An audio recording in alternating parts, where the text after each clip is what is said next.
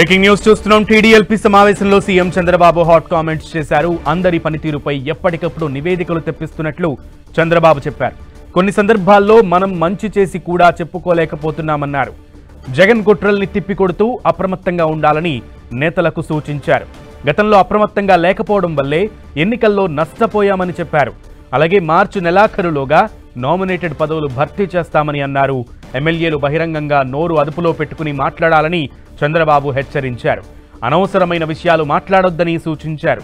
మనం పొరపాటు మాట్లాడితే విపక్షం అవకాశంగా తీసుకుంటుందని చెప్పుకొచ్చారు.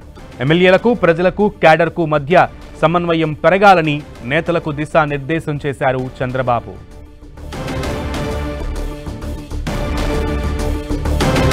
ఈరోజు టీడీఎల్పీ భేటీలో కీలక వ్యాఖ్యలు చేశారు. ఎమ్మెల్యేలందరికీ ఒక రకంగా క్లాస్ తీసుకున్నారనే చెప్పాలి చంద్రబాబు. పూర్తి సమాచారం మా ప్రతినిధి రవిచంద్ అందిస్తారు. రవిచంద్. సునీల్, ముఖ్యమంత్రి చంద్రబాబు టీడీఎల్పీ సమావేశంలో కొంత సీరియస్ టాపిక్స్ అయితే లేవనెత్తారని చెప్పుకోవచ్చు. ఎందుకంటే కొంతమంది ఎమ్మెల్యేలు నోరు జారుతున్నారు, కొంత జాగ్రత్తగా ఉండాల్సిన అవసరం ఉంది. అధికారులతో వ్యవహారాలు డీల్ చేసేటప్పుడు జాగ్రత్తగా ముందుకు వెళ్లాలని కూడా ఆయన హితబోధ అయితే చేసిన పరిస్థితి కనిపిస్తుంది. కొన్ని చోట్ల కొత్తగా ఎన్నికైన ఎమ్మెల్యేలు ఇంకా నా మైండ్ సెట్ అర్థం చేసుకోవటం లేదు. సీనియర్స్ కి అయితే నా భావన కావచ్చు, నేను ఏ విధంగా పనిచేస్తానో వారికి కొంత అనుభవం ఉంది. కానీ కొత్త వారు కూడా తనని ఆచరించాలని కూడా ఆయన చంద్రబాబు కోరటం జరిగింది.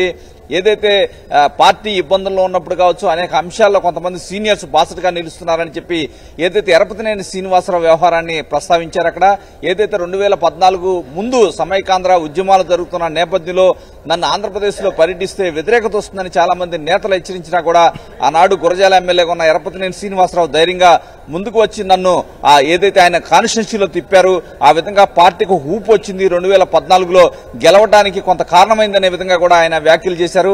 ఎందుకంటే పార్టీ కొన్ని సందర్భాల్లో మంచి చేసినా కూడా చెప్పుకోలేని పరిస్థితి ఉంది. ఎందుకంటే ఉదాహరణకి జగన్మోహన్ రెడ్డి ఇంటి ముందు ఏదైతే గడ్డి తగలబడింది, కానీ సీసీ కెమెరా ఫుటేజ్ కూడా అక్కడ లేదు. ఎందుకంటే దీంట్లో కుట్రకోణం ఉందనే విధంగా కూడా ఆయన వ్యాఖ్యలు చేశారు. ఎందుకంటే గతంలో కూడా వివేకానంద రెడ్డి హత్య జరిగినప్పుడు కూడా అందరూ కూడా ఏదైతే నారాసుర రక్త చరిత్రని తనపై నిందలు వేశారని, కానీ అప్పుడున్న వివేకానంద రెడ్డి కుమార్తె కూడా ఆ అంశాన్ని నమ్మింది. కానీ తర్వాత జరిగిన పరిణామాల నేపథ్యంలో అవన్నీ తప్పని తెలుసుకుని ఆయన కుమార్తె కోర్టుకు వెళ్లి నిజాలని బయటపెట్టే పరిస్థితి వచ్చింది.